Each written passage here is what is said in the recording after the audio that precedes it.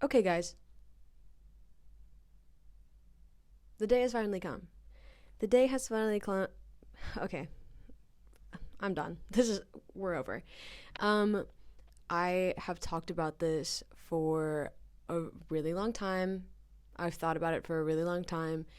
But most recently, it's been like a really, really strong pull. And you're like, what? What is this? What are you doing? I'm starting a podcast. Welcome, welcome. Recently in one of my design classes, we are talking about podcasting, and we're just like learning about the field and how it's like growing and how it's such an easy way to like consume media. And also, like, in my own personal time, I've been watching a lot of the Broski Report. And when Brittany Rosie started doing her podcast, I had listened to the first couple episodes, and then I kind of stopped keeping up with it. Not because I didn't like it, but because I got lazy. I'm lazy. I'm a lazy person, okay? And yeah, but this past weekend I was like, dude, I love Brittany. Why am I not watching these?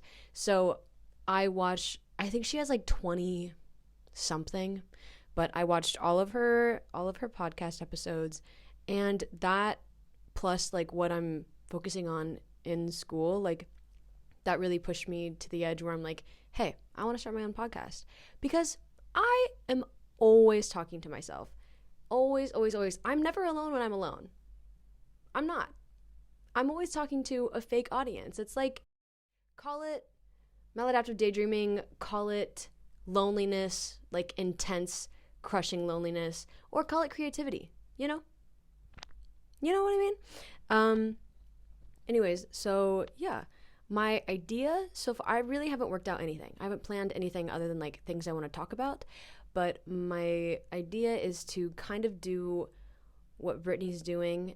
I post the video form of the podcast on my YouTube channel and then put it like the audio on Spotify and Apple Music. Who is going to listen? Who's going to watch? I don't know.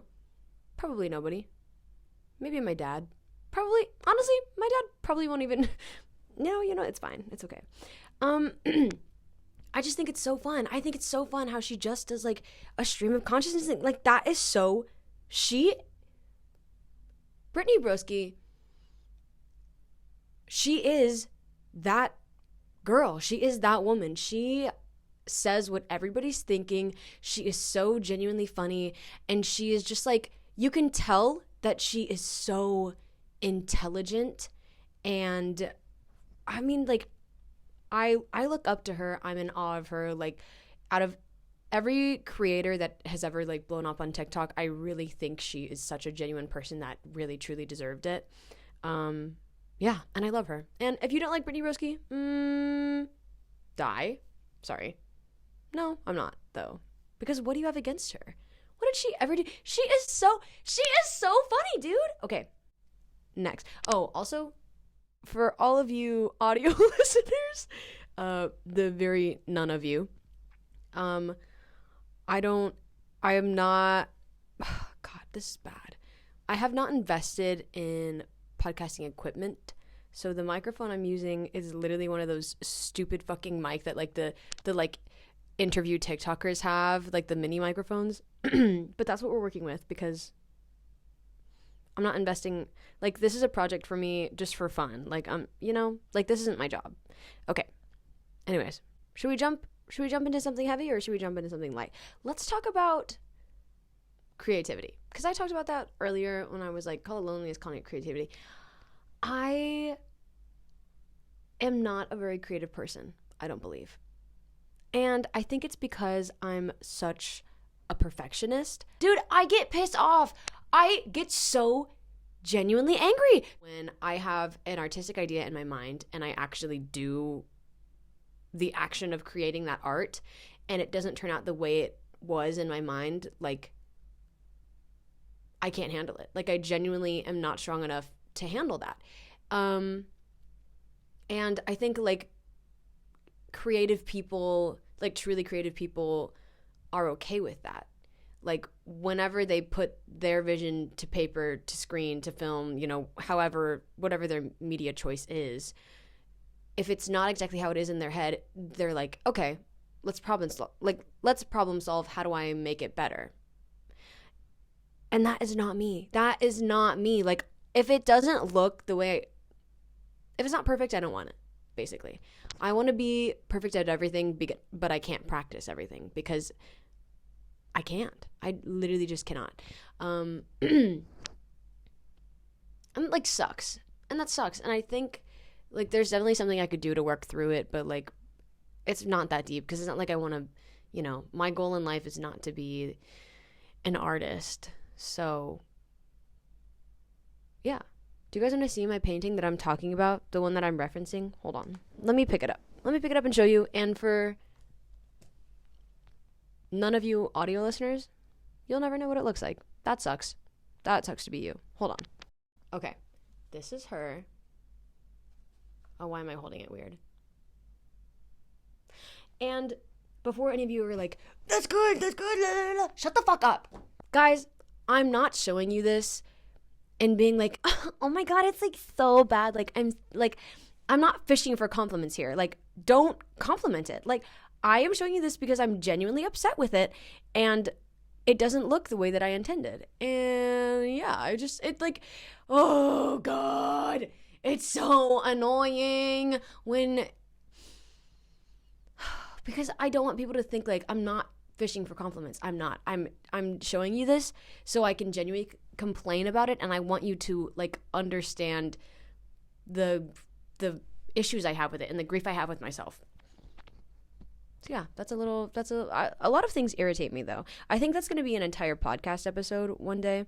I have a list in my notes app, and it's of things like pet peeves and things I hate. And I also have another list of niche things that I love. And I think I'm going to go through those. Those will be their own episodes, their own segments. Or you know what? No, we're not going to do that today. Okay, so Brittany Broski is a huge fan of Hozier, and so am I. Hey, Queen, hit me up. Let's go to a Hozier concert together. You know him. He's in love with you. Take me backstage. Come on. Anyways, I cannot even put into words the way that his songs make me feel. Because he writes about these topics that are so heavy, and he does it in such a beautiful and poetic way that I just genuinely cannot understand how his mind works. And that goes to say for a lot of my like favorite artists and musicians. Like, I have no idea how you wrote these like beautiful, gut-wrenching lyrics. I wouldn't have even thought of that like that is just insane. Songwriting is another level of intelligence that I will never reach and I will never understand. How do you condense years and years of feeling and emotion into one like 3.5 minute song? Like, that is an incredible skill. I don't even know why I brought Hozier up, guys. Sorry, I don't know what's going on. I'm telling you, this is not well planned. This is supposed to be a stream of consciousness thing, but now that I've started recording, I'm getting nervous. I'm making myself nervous. So let's move on. Because I don't want to talk about religious trauma in the first episode. That seems like too much. So you know what we're going to do instead? We're going to talk about modern art.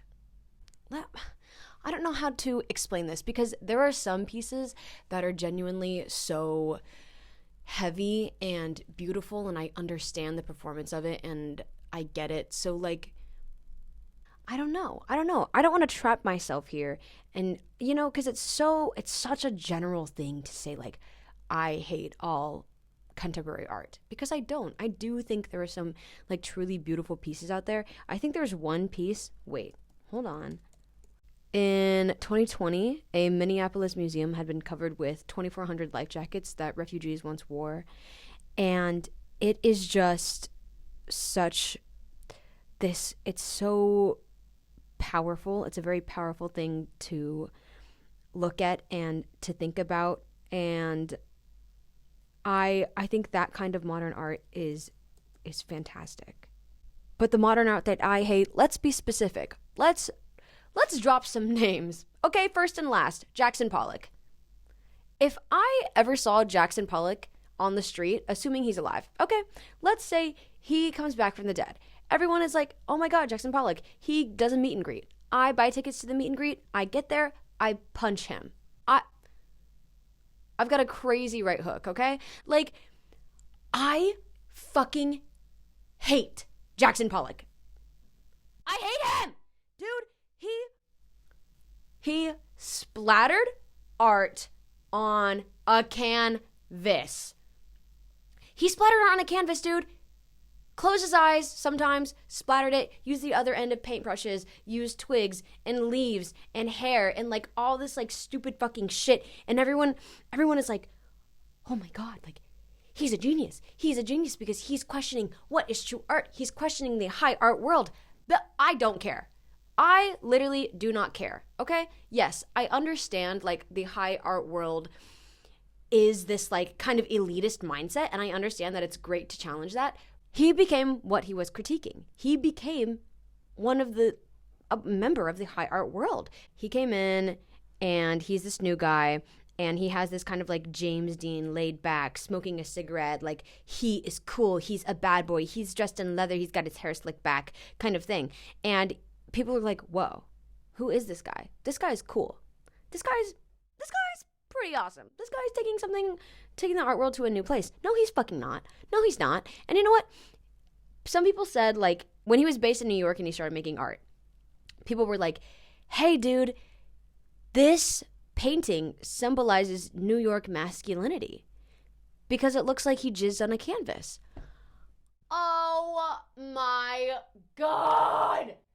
Shut the fuck up. Shut the fuck up. Also, Jackson Pollock wasn't even the first person to do splatter art. He's the one that got a lucky break and it made him big. He didn't invent this. I don't know. I cannot stand Jackson Pollock. And do I think he was the one who ruined it? I don't think so. I think Andy Warhol, I don't have as much of a problem as Andy Warhol as I do Jackson Pollock, because Andy Warhol, he really was one of the like huge artists that was like questioning like, what is the value of art? If I make all these prints that look the exact same, like Andy Warhol soup cans. For those of you, I think literally almost everybody knows about that piece of work. He did a piece, and I think it was called Double Elvis, and the whole symbolism behind it was like this is a copy of a picture of Elvis. Like, does this have the same amount of value that the man does, that the music does? And so I understand that, but I also think Andy Warhol was also like, I don't know, dude. Like, I'm so conflicted in my feelings for modern and contemporary art. And so last semester, I took a contemporary art class because I was like, you know what? I always say I hate modern art. Like, why don't I take a class and maybe I can find a new appreciation for it? And it didn't help. Yeah, every single time I went to that class, I was like infuriated. I was infuriated when I left, and I would always rant to my friends about it and be like, this is actually so fucking stupid. Like, I don't know how somebody painted a portrait black, just like painted a canvas fully, like no colors. They just painted a white canvas black and like it sold for millions of dollars. Like, that makes no sense to me. That makes no sense to me. Like, you are just making up explanations, dude. You make a piece of work with your eyes closed and then you're like, it talks about like the blindness I feel as I'm navigating my way through life. Shut the fuck up. Shut up, dude. Oh my God. Like, I can't. And I think it was Duchamp. There was this like exhibition that you could pay to enter and put your art piece in, and he entered it, and I think he had a urinal. He bought like a brand new urinal and he entered that as his piece of work, and he laid the urinal on its back, I think. That is not art. And again, like, his whole thing was like, let's question what is art? Like, what is an artist? Who makes the art? That is not art, dude. That is not art. Like, I just think there are so many other ways that you can, and I understand art is so subjective in what you think is good and what you think is bad. So I'll just say, like, for me personally, I cannot stand things like that. The idea behind it, I get it. I really truly do, but I think there are so many better ways to express that feeling and that opinion than what some of these artists did. Like, my favorite art, I think, is like Impressionism. I really, really enjoy like Monet. I love Monet because his story is so, like, his whole thing was art. His whole life was like creating art, and then he begins to go blind, and he just paints what he sees. And that's what an impressionist says. They like paint what they see, and he just did that. And you can see his work throughout the years like slowly get blurrier and blurrier because he painted what he saw. And I think that is absolutely beautiful. And like Francisco Goya, like he loved like being able to be an intellectual and talking to all of these people and bouncing ideas off of people as an artist. And then he went deaf, and I can't recall if he went deaf because of an accident or because he just like slowly started going deaf. He had like some kind of issue with his hearing, and then he went through a dark period, and he came out with these like really gruesome, really like jarring pieces of work. And I love stories like that. Like that is art to me. Subjectively, to me, that is what I believe art is. And it's beautiful. I don't know, because is it like an elitist point of like perspective of mine and I'm not saying like I'm an elitist, but like that is my mindset. Like I have an elitist mindset of art where it's like, I don't think art is something that everyone can do. Like I don't think throwing paint splatters on a canvas, something that anyone can do, should be considered high art. But then like that's so unfair, you know? Like I'm excluding so many people because it's really hard to make it into like huge industries. So I don't know. I think there's a lot of problems with what I'm saying, but I also understand what I'm saying because I'm saying it and it's my opinion. And you know what? I'm okay. I'm here to share my opinion with you guys. And if you disagree, you disagree. I'd love to know why.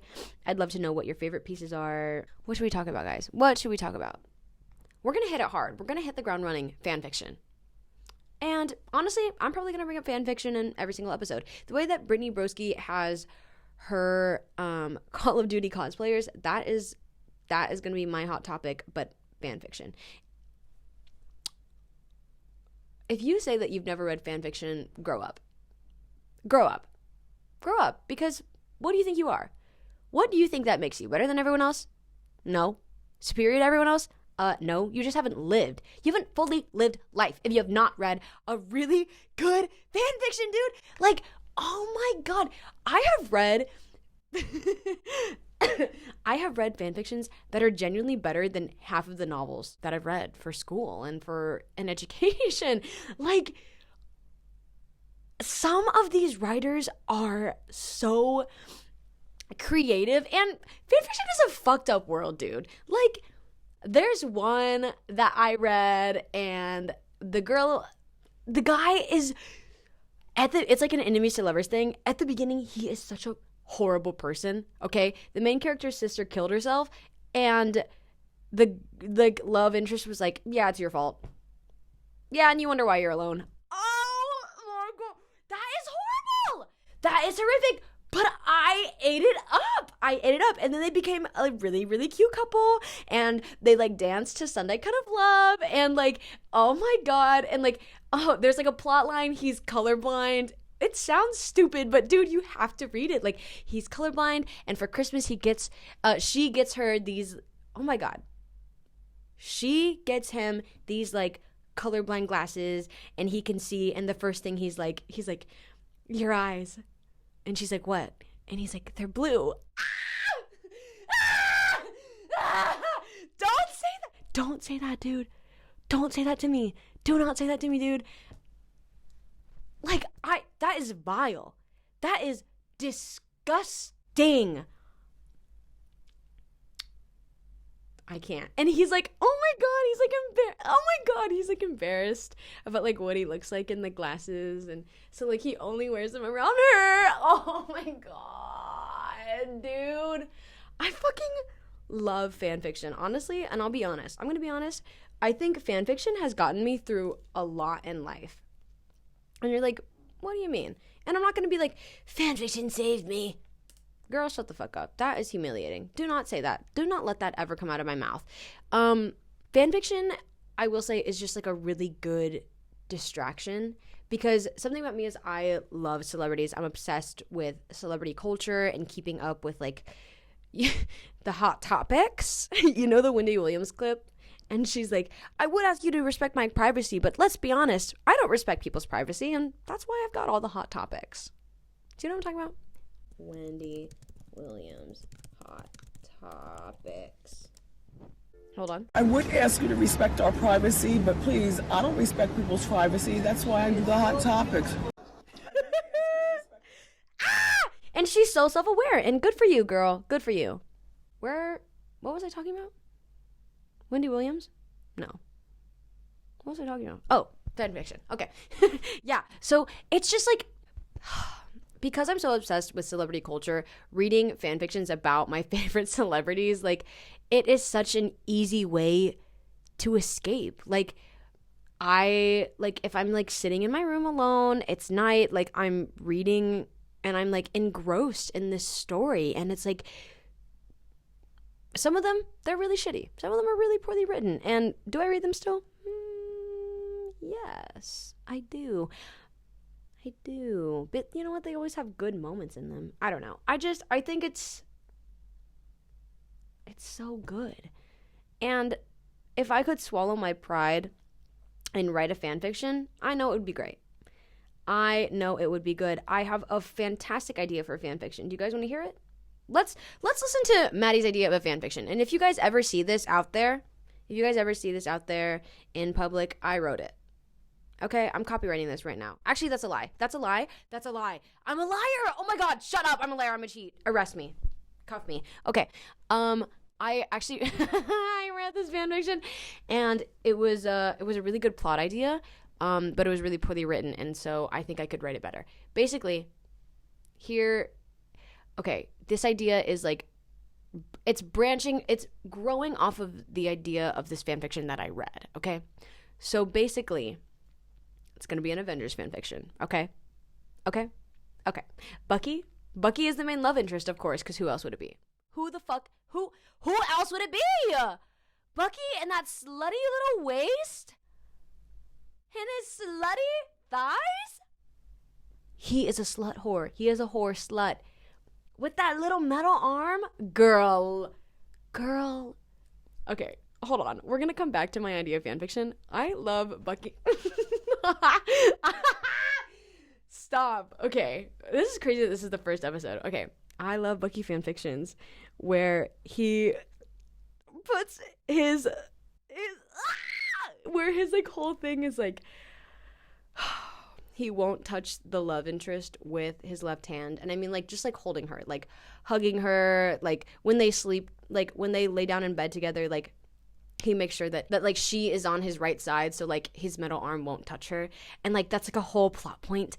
And she's like, Bucky, why do you never like what is wrong? Like, and he's like, my arm was made to be a weapon and nothing more, and like it's gonna hurt you. And then she picks it up and like puts it on her face, and she's like, you could never hurt me.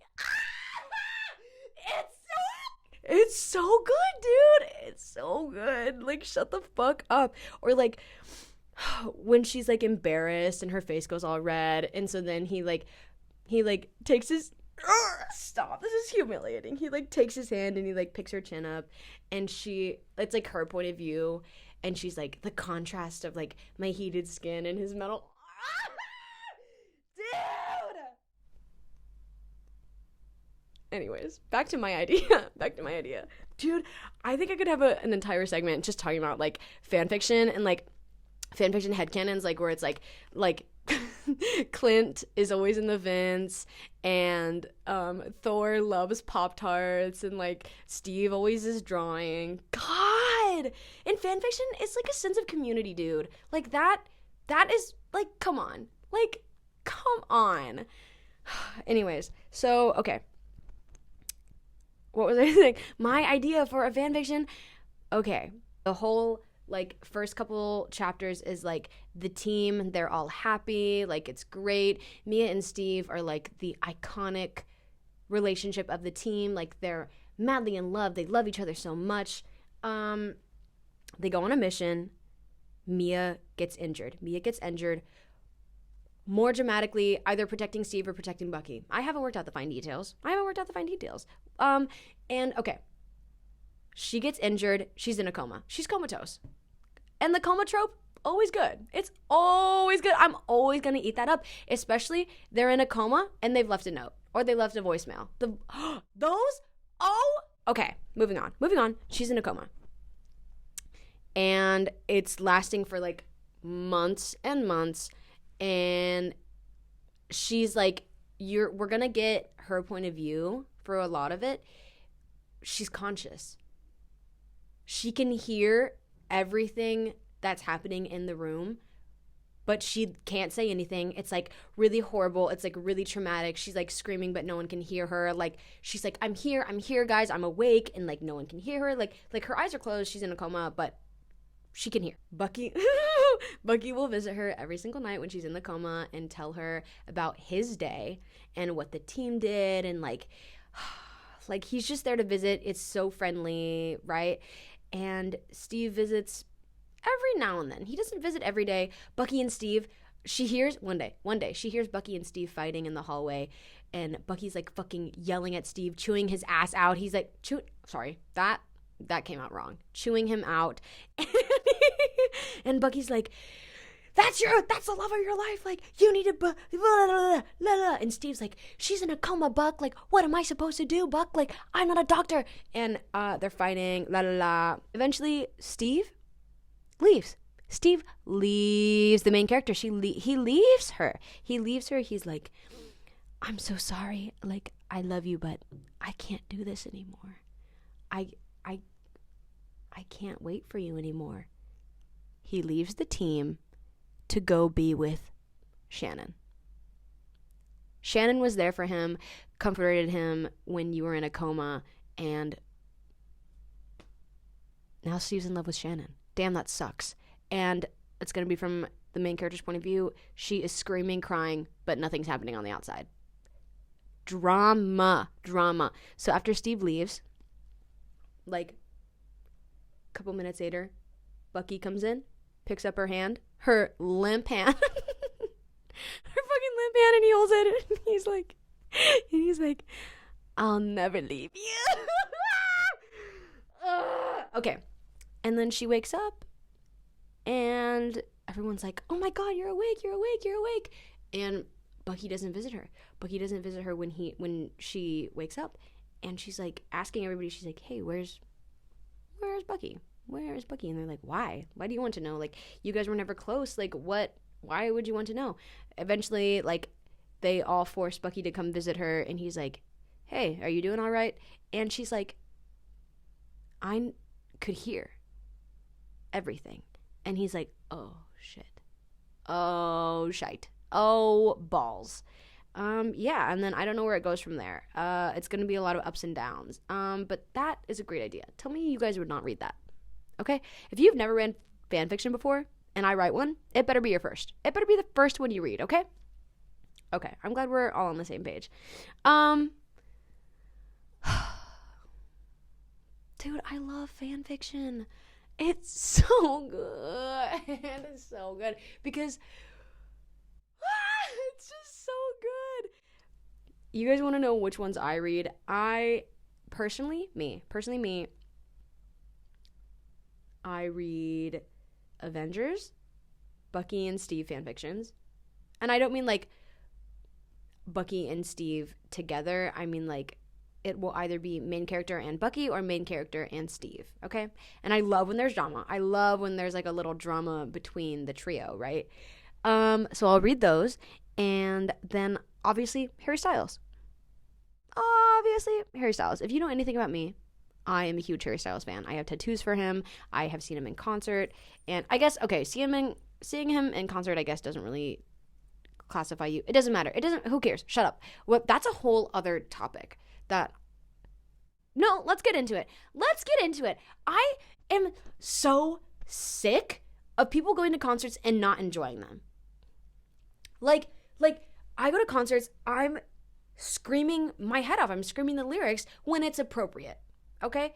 When it's silent and the artist is like trying to like give you this backstory about a song, they're trying to tell you about something, and you're screaming, shut the fuck up, dude. That is so disrespectful. Okay? They're screaming like an acoustic version of a song. Or like they're singing an acoustic version of the song and the crowd is silent. I think that is a very, very beautiful thing. But like I'll go and like I'll scream the lyrics when you're supposed to. When you are supposed to. Let me give an example. Okay, so Riley and I, we went to go see Billy Joel and Stevie Nicks, right? And this woman next to us was having such a problem with us having a good time. And this woman was like, who is that? She didn't know who Stevie Nicks was. She's also older than us. I'm going to say like 50. And I'm being kind, okay? I'm being kind here. 50. Let's say she's a 50-year-old woman. I don't know why I'm holding this. And she's like, who is Stevie Nicks? And Stevie would talk a lot in between her songs, like talk about their stories behind them. And it was like beautiful and awesome and amazing. And Riley and I were hanging on to her every single word. And the lady next to us was like, God, will she ever stop talking? How about you shut the fuck up? You bought these tickets. You knew that it was 2 icons one night. Why are you being such a fucking cunt right now? Okay? And then eventually she's like, we're here to see him, not her. Okay? Eventually Billy Joel comes on stage. She goes, who is that? Oh my God, dude! You don't know who that is? This whole time you were complaining about Stevie being on stage. Billy Joel comes out. You're like, who the fuck is that? You're not even like, she doesn't even say, is that Billy Joel? No, she goes, who is that?